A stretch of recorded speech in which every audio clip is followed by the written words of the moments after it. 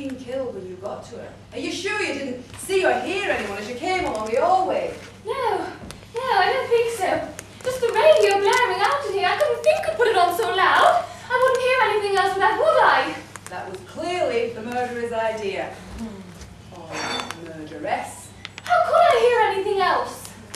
You may have done if the murderer had heard you coming and slipped along the hallway and out through the back stairs. I heard a door creak and shut as I came out of the kitchen. Which door? I don't know. Think, Mrs. Ralston, think. Upstairs, downstairs, left, right, close at hand. I don't know, I tell you. I'm not even sure that I heard anything. Can't you stop bullying her? Can't you see she's all in? Mr. Ralston, we're investigating a murder here. Up till now, nobody has taken this thing seriously. Mrs. Boyle held out on me. You all held out on me. Well, Mrs. Boyle is dead. And unless we get to the bottom of this, and quickly, mind, there's going to be another death. Another? Nonsense. Why? Because there were 3 little blind mice. A death for each of them. But there'd have to be some connection. I mean, another connection to the Longridge farm business. Yes, do that. Why not death here?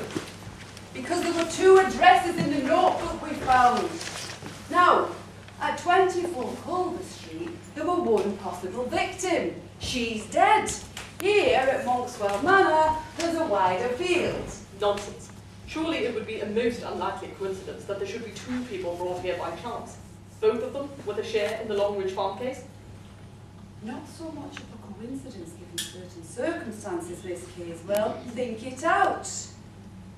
Now, I want to get down quite clearly where everyone was when Mrs. Boyle were killed. I've already got Mrs. Ralston's statement. You were in the kitchen preparing vegetables. You came out at quick kitchen, along the hallway, and in here. The all were in darkness, radio were blaring. You entered the room, switched the light on, saw Mrs. Boyle and screamed. Yes, I screamed, and at last people came. Yes, as you say, people came. A lot of people, all arriving from different directions, more or less at once. Now then, when I got out of that window to trace the telephone wire, you, Mr. Ralston, went up to the bedroom that you and Mr. Ralston, Mrs. Ralston even occupied, to trace the telephone extension.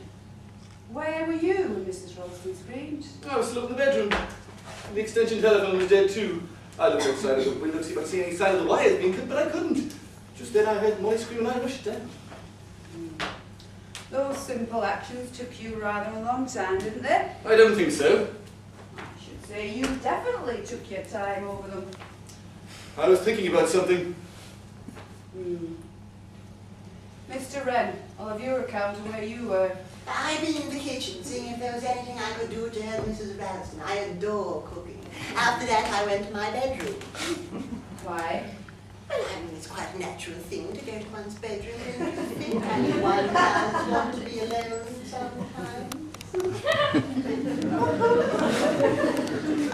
You went to your bedroom because you wanted to be alone. And I wanted to brush my hair and tidy up. You wanted to brush your hair. Anyway, that's where I was. And you heard Mrs. Ralston scream, Yes, and you came down. yes. Curious that you and Mrs. Ralston didn't meet on the stairs. I came down by the back stairs and nearer to my room. And did you go up to your room by the back stairs, or did you come through here? I went up by the back stairs too. I see. Mr. Parapacini. I have told you, I was playing the piano in the drawing room. Through there, Inspector. Oh, I'm not an inspector, I'm just a sergeant. Now, did anyone hear you playing the piano, Mr. Ralston? I do not expect so. I was playing very, very softly, with one finger, so. We're playing 3 blind mice. Is that so? Yes, it is a very catchy little tune. It is, how shall I say, a haunting little tune. Don't you all agree? And it's horrible. And yet, it runs in people's heads. Someone was whistling it too. Whistling it? Where? Perhaps in the front hall. No, perhaps On the stairs? No, perhaps even upstairs in the bedroom. Who were whistling Three Blind Mice? Are you making this up, Mr. Parapicini? No, Inspector. Oh, I beg your pardon, Sergeant. I would not do a thing like that. Well, go on. You were playing the piano. With one finger. So. And then I hear the radio playing very, very loud. Someone is shouting. It offends my ears. Then suddenly, I hear Mrs. Ralston scream. Mr. Ralston upstairs, Mr. Wren upstairs, Mr. Parapicini in the drawing room. Miss Casewell, where were you? I was writing letters in the library.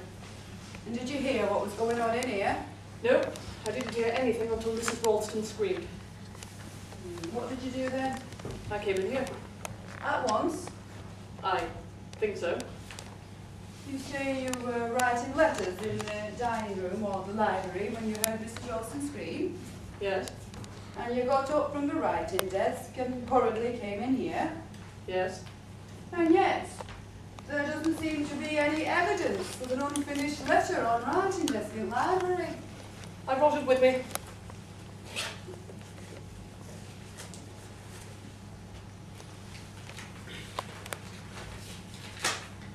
Dearest Jessie, a friend of yours or a relation? That's none of your damn business. Perhaps not, Miss Casewell. But you know, if I were to hear someone screaming blue murder while I were writing a letter, I don't believe I would take the time to pick up the unfinished letter, fold it, and put it in my handbag before I came to see what was the matter. You wouldn't? How interesting.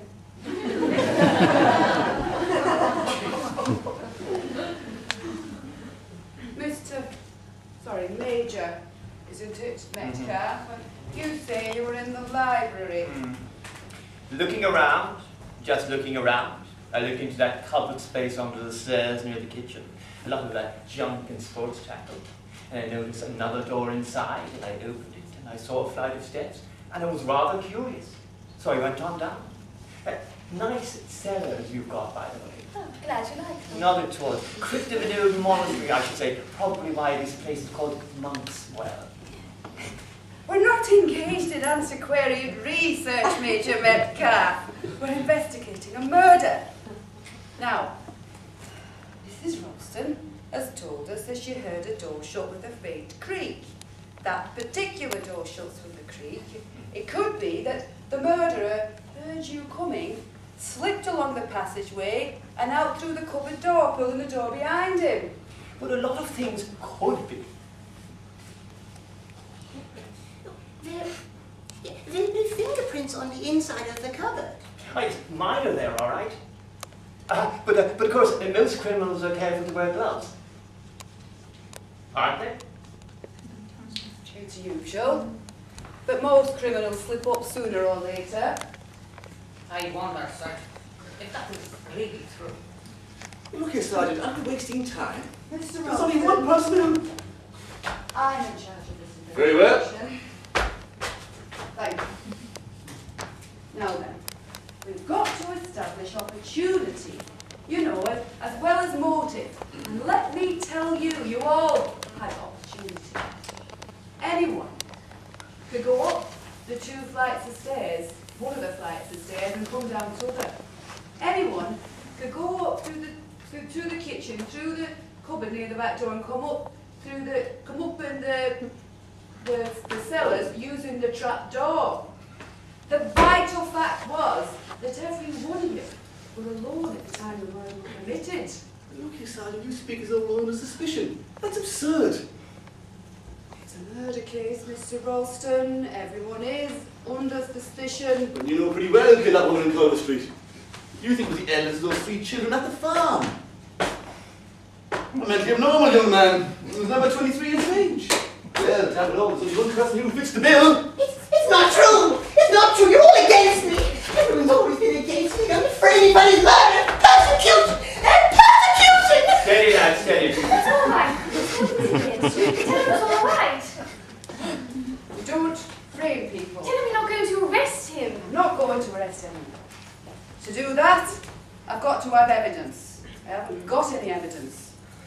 Yet. Molly, you're crazy. And you too. There's only one person here who fits the bill. And if it's only a safety measure, he should be put under arrest. Oh, wait! It's only fair to the rest of us. Wait, Charles, wait! Sergeant Trotter, can I talk to you a minute? Oh, yes, Mrs. Ralston. Would the rest of you mind going into the drawing room? I'm staying. No, Charles, you too, please. I don't know what's come over you, Molly. I'm staying. Please, Charles! Now, Mrs. Ralston, what was it you wanted to say to me?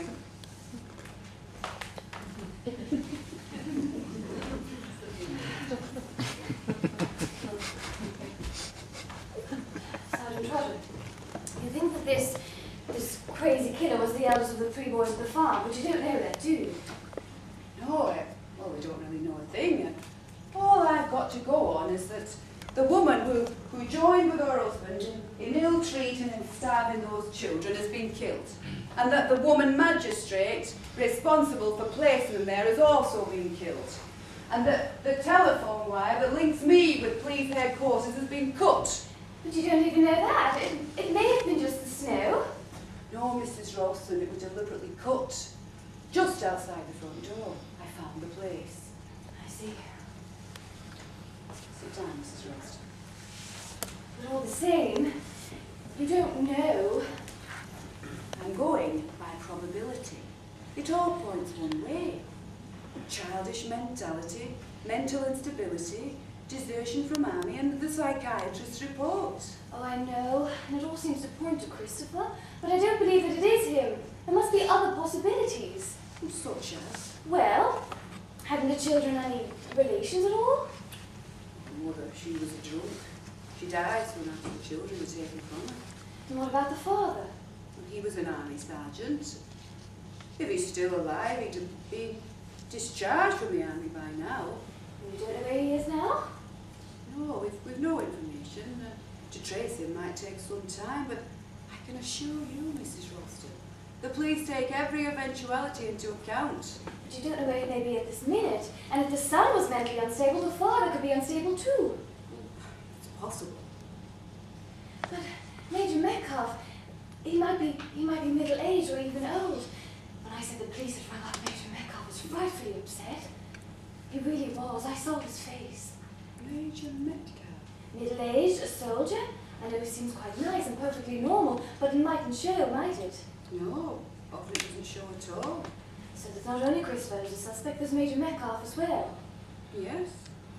Any other suggestions? Well, Mr. Parravicini did drop the poker when I said the police had rung up. Mr. Parravicini. I know he seems quite old and foreign and everything, but he moves like a much younger man, and he's definitely got makeup on his face. Miss Casewell noticed it too. Oh, I know it seems rather melodramatic, but he may be in disguise. You're very anxious, aren't you, Mrs. Ralston? You shouldn't be young Mr. Wren. Oh, he just seems so helpless somehow. So unhappy. Let me tell you something, Mrs. Ralston. I've had all possibilities in mind ever since the beginning. The father, the boy Georgie, and there was a sister too, you remember? Oh, the sister. Yeah. Could have been a woman who killed Maureen Lyon. The man's hat pulled down, the muffler pulled up, and the killer spoke in a whisper. It's the voice that gives the sex away, you know. Oh yes, could have been a woman. Miss Casewell? She looks a bit old for the part. Oh yes, it's a very wide field, Mrs. Ralston. There's yourself, for instance. Me? You're about the right age. No. Whatever you tell me about yourself, I've got no means of checking it at the moment, remember? And then there's your husband. Giles, how ridiculous. Just how long had you known Giles Ralston before you married him? Just 3 weeks. Where did you meet him? At a dance in London. We went to a party. Did you meet his people? He hasn't got any people. They're all dead. They're all dead. Yes, but oh, you make it sound all wrong. His mother told you. Yes, but... You don't actually know it of your own knowledge. No, but it's outrageous that we... Mrs. Rust, you'd be surprised, you know, just how many cases rather like yours we get, especially since the war. Homes broken up, families dead, fella says he's been in the Air Force or just finished army training, parents killed, no relations. There aren't any background checks nowadays. Young people settle their own affairs. They meet, they marry. Used to be parents and relatives that made these inquiries before they consented, you know, to the engagement. Nowadays, girl just marries the man. Sometimes it's a year or two before she finds out that he's an absconding bank clerk or an army deserter or something equally undesirable. Just how long did you say you'd known Giles Ralston before you married him? 3 weeks. Then you don't know anything about him. That's not true! I know exactly the sort of person he is. He's Giles! And it's absolutely absurd to suggest that he's some crazy homicidal maniac. Why, he wasn't even in London yesterday when the crime took place. Where was he? He went across country to a sale to get some wine out of fried chickens. Bring it back with him? No, he couldn't find any. Only 30 miles from London, aren't you? In fact, let me just check. Aries. An hour by train, a little longer by car. I tell you, Giles wasn't in London yesterday! Just a minute, Mrs. Ralston.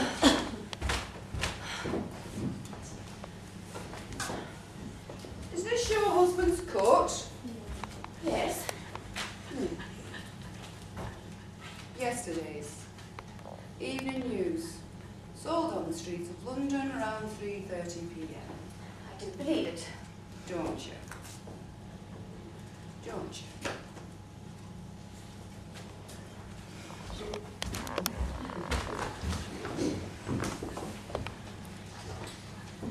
Molly, Oh, you started. where is he? Where is he gone? The sergeant. Oh, exactly. Oh, if I could get away somehow, some way. Is there anywhere I can hide in the house? Yes, from him! Why? The dark laws are frightening against me. They're going to say I committed these murders, particularly your husband. Oh, never mind him. Listen, Chris, you can't go running away from things all your life. Why do you say that? Well, it's quite true, isn't it? Yes, it's quite true. You've got to grow up sometime. Oh, I wish I hadn't. Your name isn't really Christopher then, is it? No. And you're not really training to be an architect. No. Why did you... Call myself Christopher Wren? It just amused me. And then used to laugh at me at school and call me into Christopher Robin Wren. Robin Wren Association of Ideas, I suppose. Oh, tell me, it's hell. What's your real name? No, we need to get into that. I ran away while I was doing my army, so I was an awesome beast. I hated it. And I'm just like the unknown murderer. Oh, God, I told you I was the one that's supposed to catch and fitted. It would have all been all right if my mother, if she hadn't died, she would have looked after me and taken care of me. Well, you can't go on being looked after all your life. Things happen to you and you've got to bear them. You've just got to face them. You've got to go on just as usual. One can't do that. Yes, one can. And you have? Yes. Was it something very bad? Something I've never forgotten. What was it to do with Giles? It was long before I met Giles. You must have been very young, almost a child. Yes, perhaps that's why it was so awful. It was horrible. Horrible. I try never to think about it. I try to put it at the back of my mind. So you're running away too. Running away from things instead of facing them. Yes. Perhaps in a way I am. We seem to know each other rather well, seeing as we only met yesterday. Yes, it's quite odd, isn't it? I don't know. I think there's sort of a sympathy between us. Anyway, you ought to think I should stick it out. Well, fine, what else can you do? Well, I could pin to Sergeant Ski. I can ski quite well, you know. That would be frightfully stupid. That would be like admitting your guilt. The Sergeant thinks I'm guilty. No, he doesn't. At least I don't know what he thinks. I hate him! I hate him! I hate him! Who? The sergeant, he puts things into your head. Things that aren't true, things that can't possibly be true. What is all this? I don't believe it. I don't believe it. What don't you believe?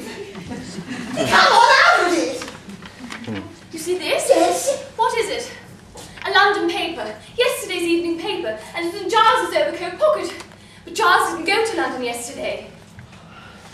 Well, if he was here all day. But he wasn't. He went across country to get some wine and fried chickens, but he couldn't find any. That's all right. He probably didn't go to London after all. Well, why shouldn't he tell me he did? Why pretend to be racing all around the countryside? Perhaps with the news of this murder. But he didn't know about the murder. Or did he? Did he? Good Lord, Molly, surely don't you Sergeant thinks that. I don't know what the sergeant thinks. And he makes you think things about people. You ask yourself questions and you begin to doubt. You feel that somebody you love and know might be a stranger. That's what happens in a nightmare. 1 minute you're surrounded by friends, and then you look at their faces and they're not your friends any longer. They're just different people, pretending. Perhaps you can trust anybody. Perhaps everybody's a stranger. I seem to be interrupting something. No, just talking. I must get out to the kitchen, there's the pie and potatoes, and I must do the spinach. I'll come to There you have it. Giles! Tenatays aren't very healthy things at present. You keep out of that kitchen. You keep away from my wife. Not really, look here. You keep away from my wife, Ren. She's not going to be the next victim. So that's what you think about me. I've already said so, haven't I? You're on the loose to be you. Fit the bill. I'm not the only one who fits the bill. I don't see what it's done. How blind are you? Just pretend to be. What the hell? Please go, Chris. I'm not going. Please, Chris, find me, please. I shan't be far away.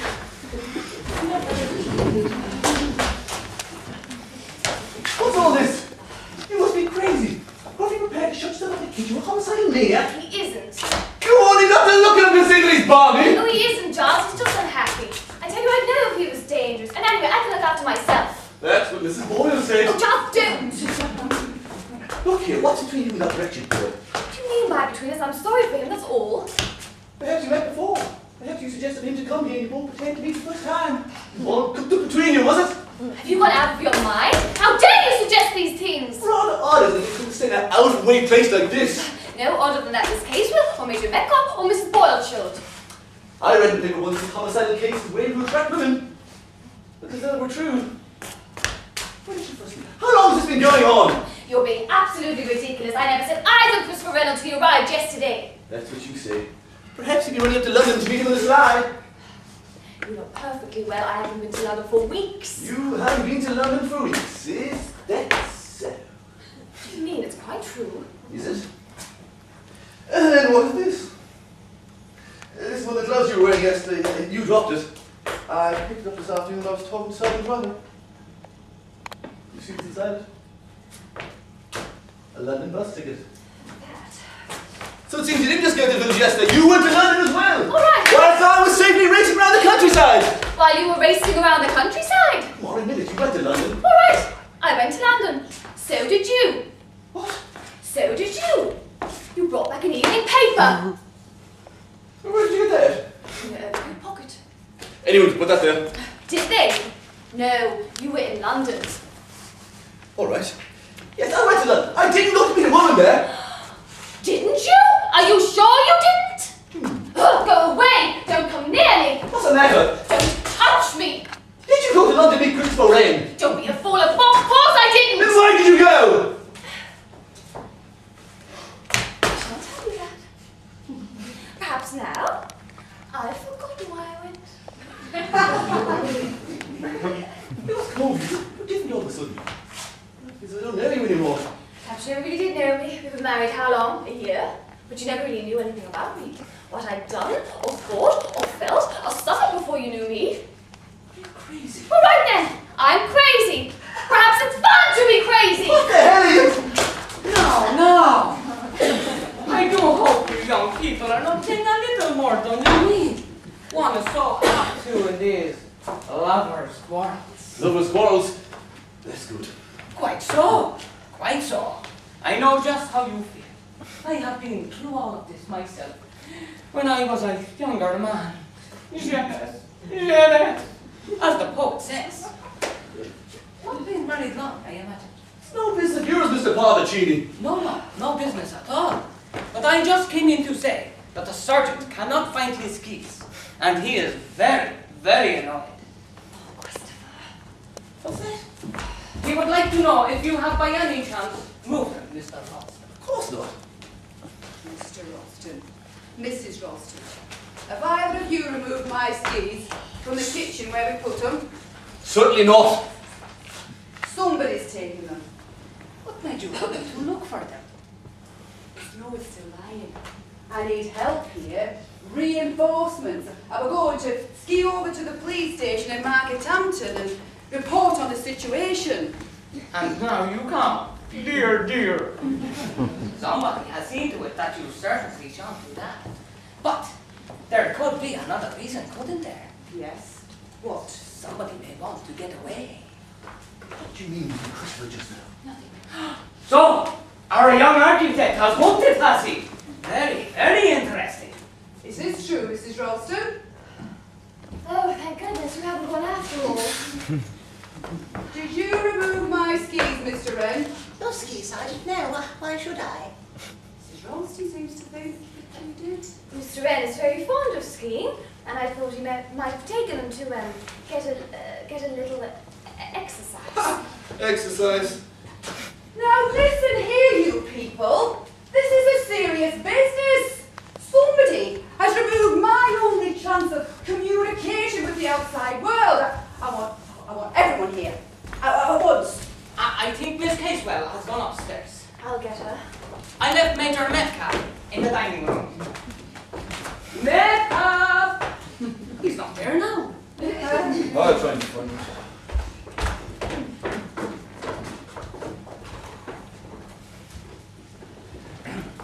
Hello, wanting me? It's a question of my skis. Mr. Ralston! Did either of you two remove my skis from the cupboard near the kitchen door? Lord, no. Why should I? And I didn't touch them. Which way did you go to the room? By the back stairs, Then you passed the cupboard door. if you say so. No idea where your skis are. You were actually in that cupboard today. Yes, I was. At the time Mrs. Boyle was killed. Well, at the time Mrs. Boyle was killed, I'd gone down to the cellar. Did you see if the skis were there when you passed through the cupboard door? You just wanted me to have much of an opportunity, is that it? You had a very good opportunity of taking them. No, I didn't see them. You must have seen if those skis were there then. Haven't the least idea. Didn't you see them there? Be no good shouting at me, young fella. I wasn't thinking about any damn skis. I was more interested in the cellars. Architecture of this place is very interesting. I opened that other door, and I went on down. So I can't tell you if there's any damn skis there or not. But as you say, Major Metcalf, you had a very good opportunity of taking them. Yes, yes, I grant you that, if I wanted to, that is. The question is, where are they now? We ought to be able to find them if we all set to. I mean, it's not a case of hump and thimble. Whacking great thing skis. So, supposing we all set to, Not so fast, Major Metcalf. That may be, you know, exactly what we're meant to do. Ah, I don't get you. I'm in a position now where I have to put myself in place of a crazy, cunning brain. I have to ask myself what he expects us to do next and what he himself is planning to do. I've got to stay just one step ahead of him. Because if I don't, there's going to be another death. You still don't believe that? Yes, Miss Casewell, I do. 3 blind mice. 2 I cancelled out. 1 is still to be dealt with. There are 6 of you here listening to me. 1 of you is a killer. I don't know who yet, but I shall. Oh yes, 1 of you is a killer. And 1 of you is the killer's prospective victim. That's the person I'm talking to. Mrs. Boyle held out on me. Mrs. Boyle is dead. You, whoever you are holding out on me. Well, don't.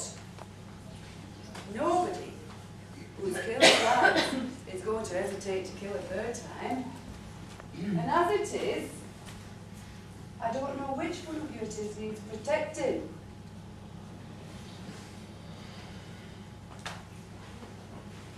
Come now.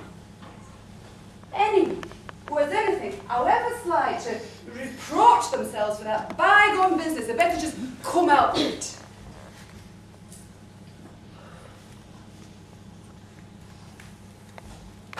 Alright. You won't. I'll get the killer. I've no doubt of that. But it may be too late for one of you. And I'll tell you another thing. The killer's enjoying himself. Oh, yes. He's enjoying himself a great deal.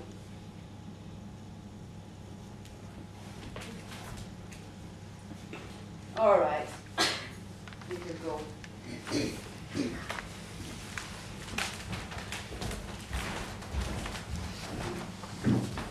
Talking of chicken, dear lady, have you ever tried chicken's liver served on toast that has been thickly smeared with foie gras, with a very thin rasher of bacon, just touched with a Suzanne fresh mustard? I will come with you to the kitchen, and we will see what we can concoct together. A charming I'm headed my wife, Mr. Parvicini. Your husband, he is afraid for you. By natural under the circumstances. He does not fancy your being alone with me. It is my sadistic tendencies that he fears, not my dishonorable ones. Alas, what an inconvenience the husband always is. Arrivederci. I'm sure Giles doesn't think. He is very wise. Take no chances. But can I prove to you, or to him, or to our dogged sergeant, that I am not a homicidal maniac, so difficult to prove a negative, and to suppose that instead I am really... Oh, don't! Not such a gay little tune, don't you think? She cut off their tails with a carving knife. Sneak, sneak, sneak. Delicious. Just what a child would adore. Cruel little things, children. Some of them never grow up. Pretty my wife is one, Parvicini. It's silly of me, you see, but I found her. Her face was all purple. I can't forget it. I know. It is difficult to forget things, isn't it? And you really are the forgetting kind. I must go and get on the vegetables. The potatoes all going to pieces. Oh, please, Giles!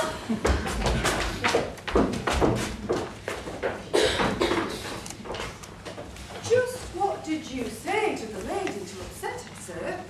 Me, Sergeant? Just a little innocent fun. I have always been fond of a little joke. There's nice fun. There's not so nice fun. Now I do wonder, what do you mean by that? I've been doing a little wondering about you myself, sir. Indeed. I've been wondering how that car of yours happened to overturn in a snowdrift quite so conveniently. Inconveniently, you mean, don't you, Sergeant? Well, that rather depends on how you look at it. Just where were you bound for when you had this little accident? Oh, I was on my way to see a friend.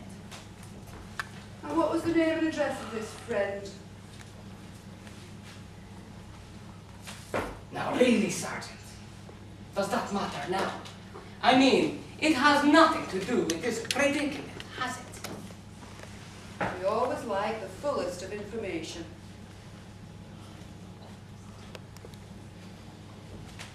You were seeing a friend in this neighbourhood? Not so very far from here. And again, the name and address of this friend. Like I said, it has nothing to do with this predicament, has it?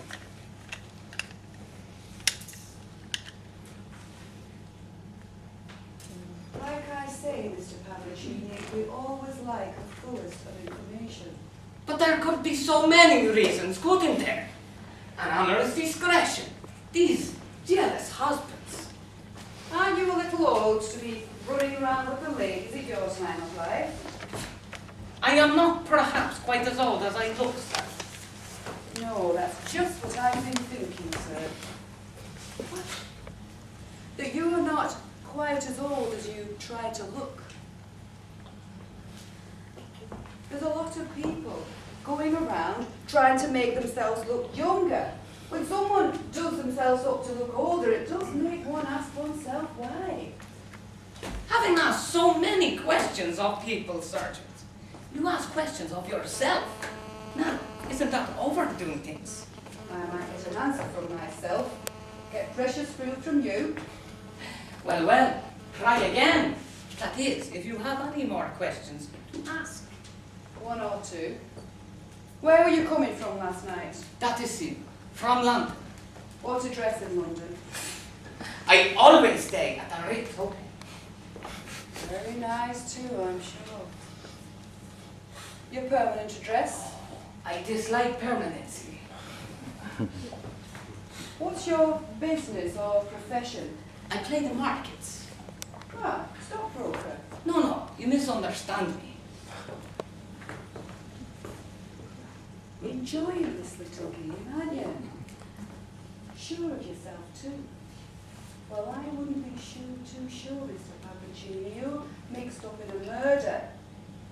Murder's not just fun and games, you know. Not even this murder. Dear Sergeant, you are very serious. And I have always thought that the police have no sense of humor. Is the Inquisition over for the moment? For the moment, yes. Thank you. Then I shall return to the drawing room, and I will look for your skis, just in case somebody has hidden them in the grand piano.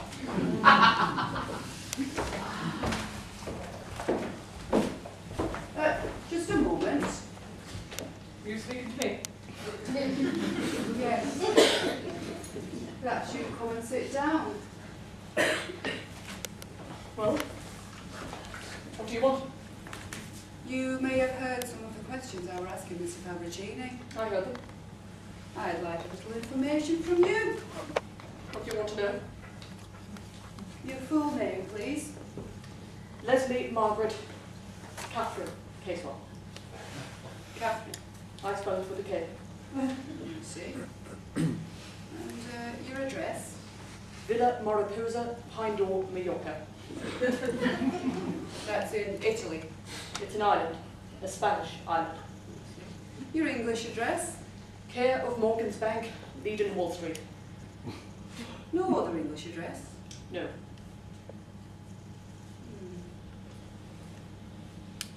What brought you to Monkswell Manor, Miss Casewell? I wanted somewhere quiet, in the country. I see. Where have you been staying since your arrival? At the Ledbury Hotel, Knightsbridge. And how long did you or do you propose to remain here? Until I finished what I came here to do. And what was that?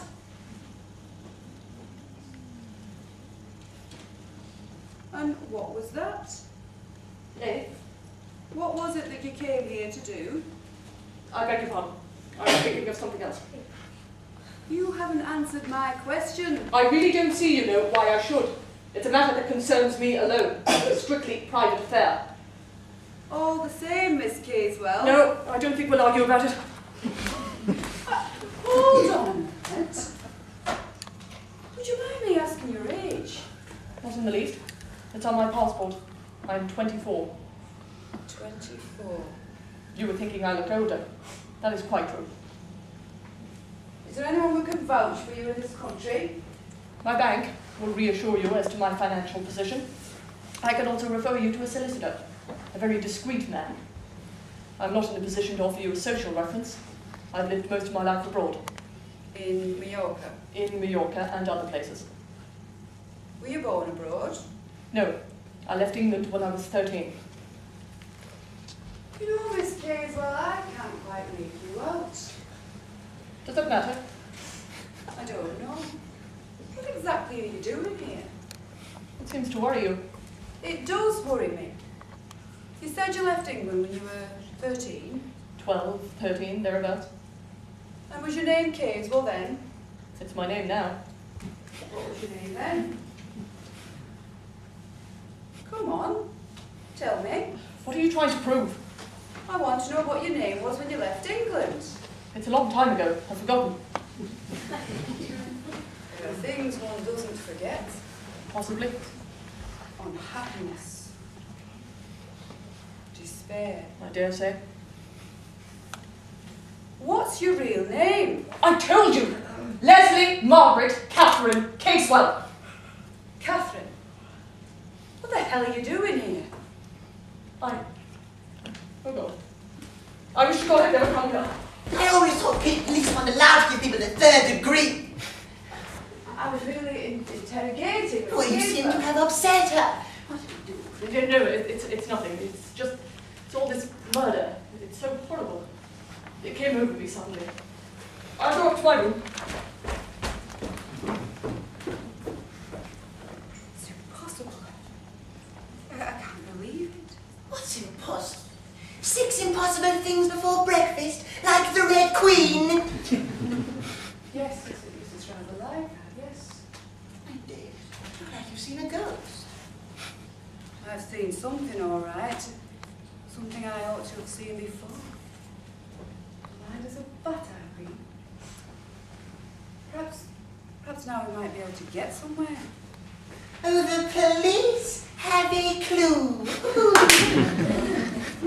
Yes, Mr. Wren. The police have a clue.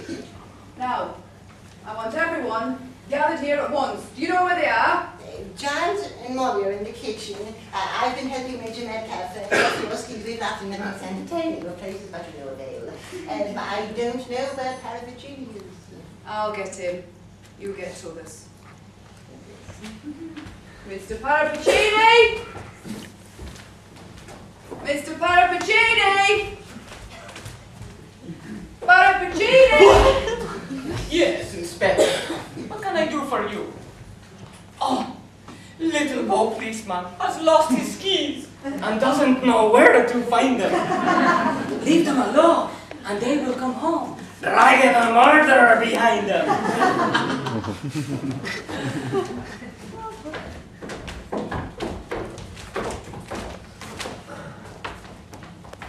What is all this? Sit down, Major. Mrs. Ralston. Must I come now? It's most inconvenient. There are more important things than meals, Mrs. Ralston. Mrs. Boyle, for example, won't be wanting another meal. That's a very tactless way of putting it, Sergeant. I'm sorry, but I want cooperation. I intend to get it. Now, Mr. Ralston, would you go up and ask Miss Casewell to come down from her room? Tell her it'll only take a few minutes. Have your skis been found, Sergeant?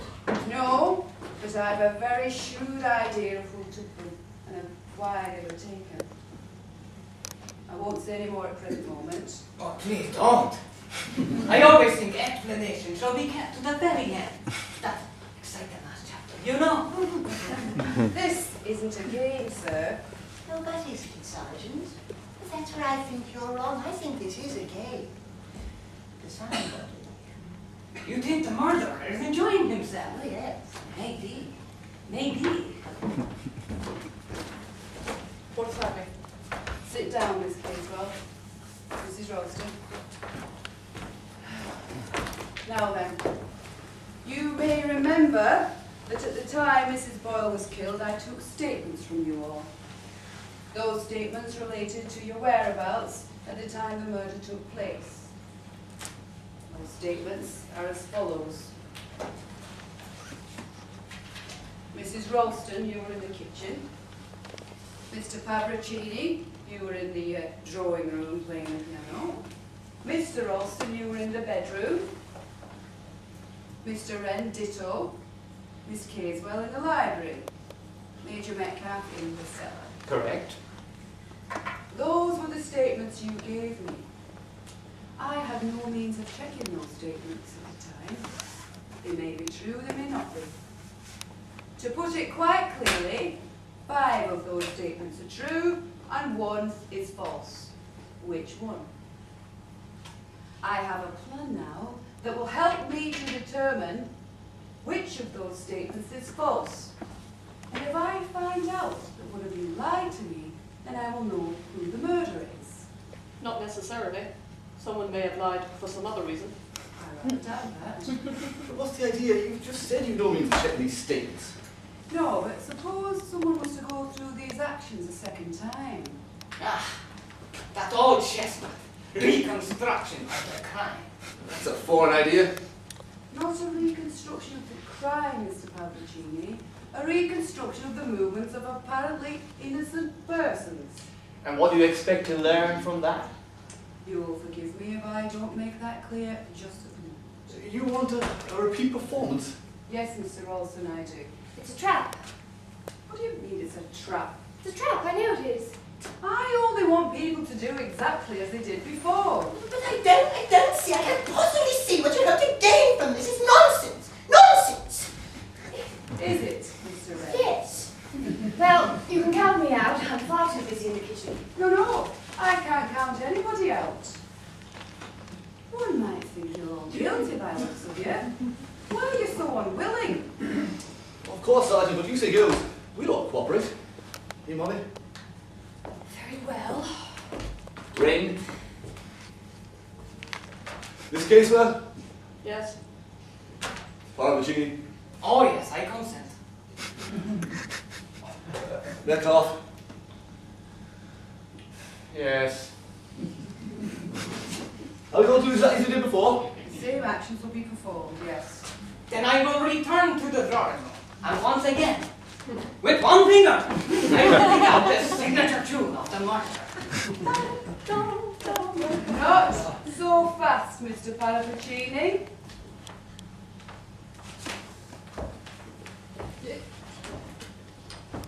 Mrs. Ralston, do you play the piano?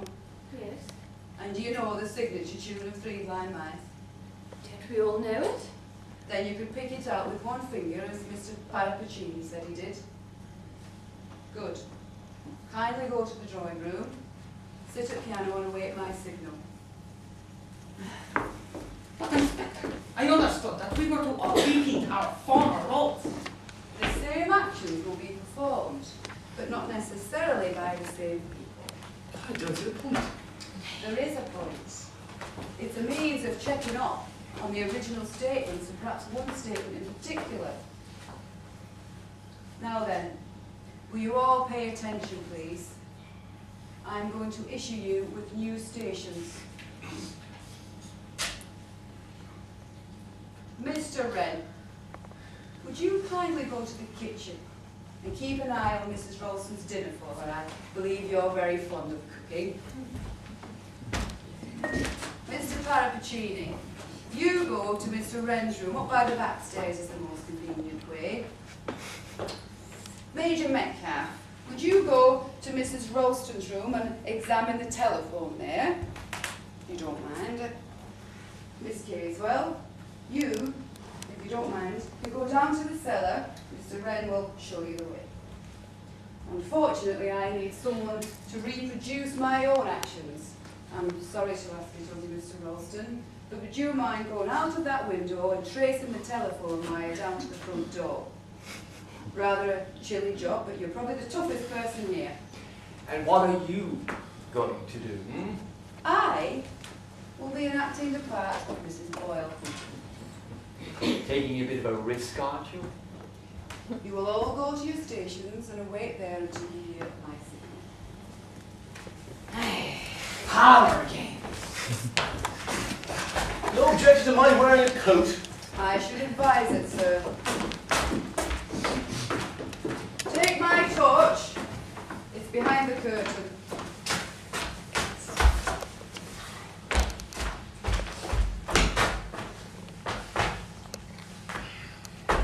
Mrs. Ralston, count 20 and then begin to play.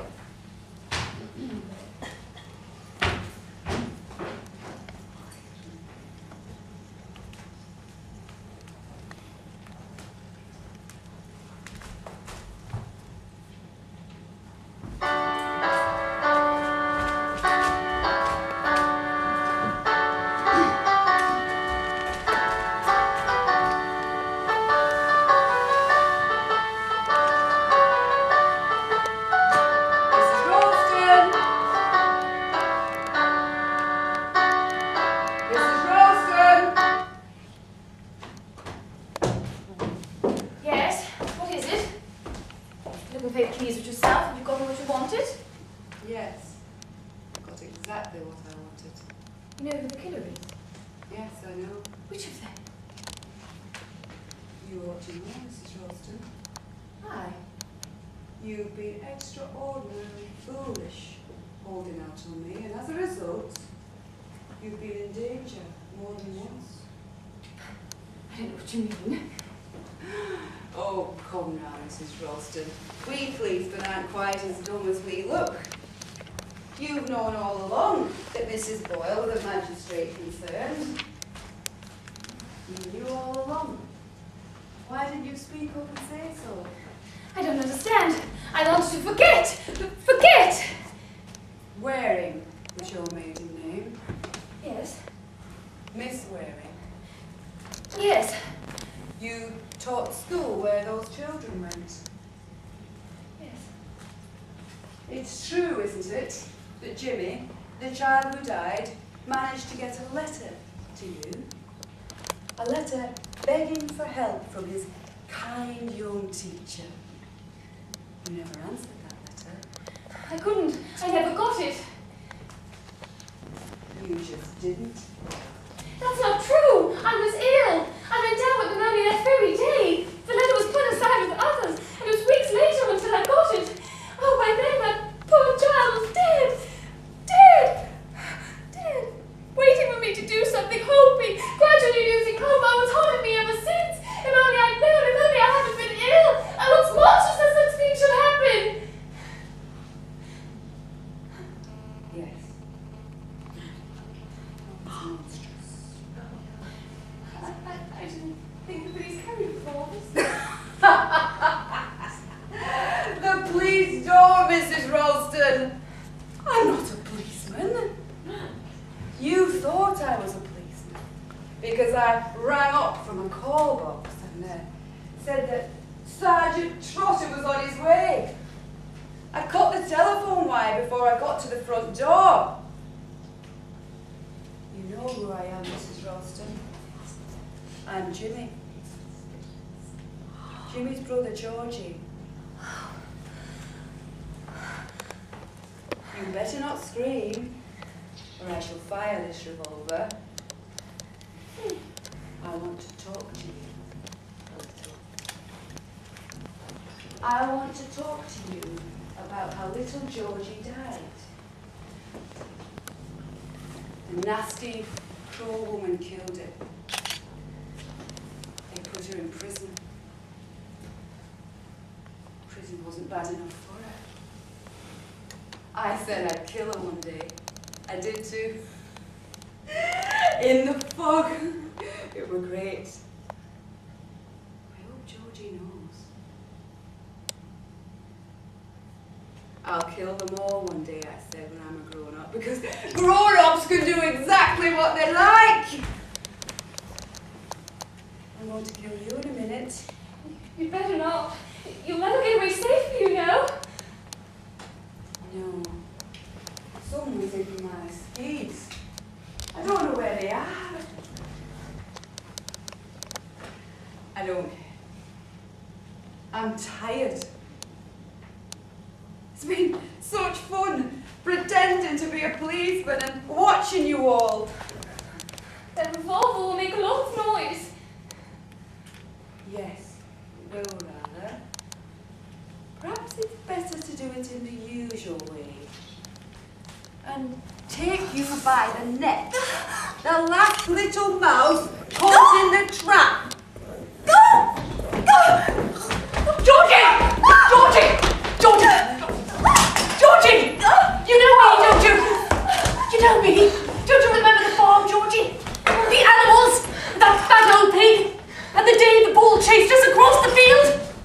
And the dogs? Dogs? Yes! Spot and Plain. Kathy? Yes, Kathy. You remember me now, don't you? What are you doing here? I came to England to find you. I didn't recognize you until you twirled your hair the way you always used to do. Yes, you always did. Georgie, come with me. You're coming with me! Where are we going? It's all right, Georgie. I'm taking you somewhere where they will look after you. and see that you won't do any more harm. Come on, Georgie, come on. Ronston! Ronston! Molly! Molly! Are you alright? Darling! Oh, John! When we returned to his closet! He's mad, quite mad! Yes, but you!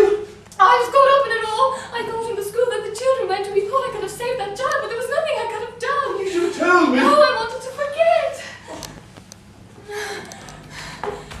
Well, everything's under control. He'll be unconscious soon with a sedative. His sister's looking after him. Poor fellow's as mad as a hatter.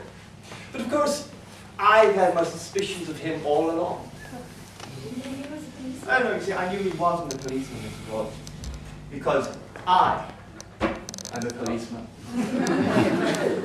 Yes. Well, once we got hold of that notebook with Monkswell Manor written in it, we knew it was vital to have someone on the spot. So, when it was put to him, Major Metcalf kindly agreed to let me take his place.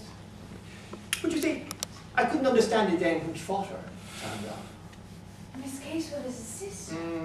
Seeing as she recognized him just before this last business, didn't know what to do. But fortunately, came to me just in time.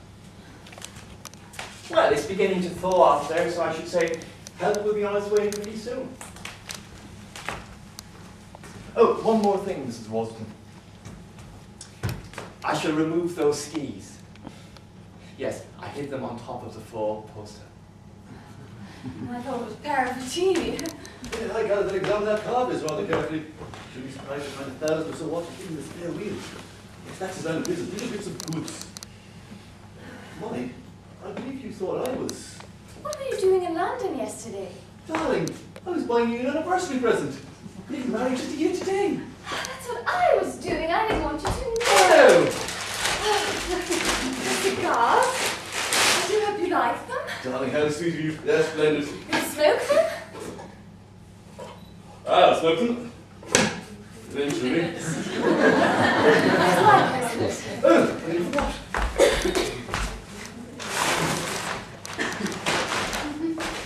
It's a hat. A hat? I practically never wear one. Just the best.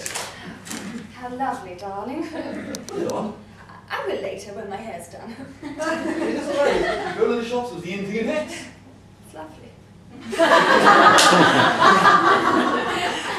Mrs. Ralston! Mrs. Ralston! There's a terrible smell of burning coming from the